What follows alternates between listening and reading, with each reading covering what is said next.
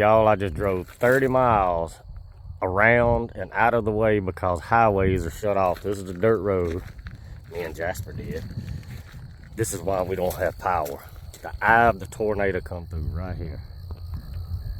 That's our main substation that feeds our town power.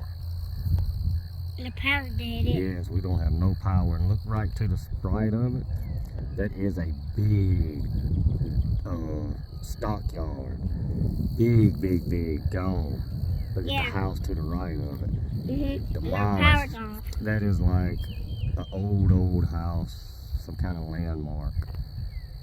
But that's where the eye come through, and that's why we don't have no electricity.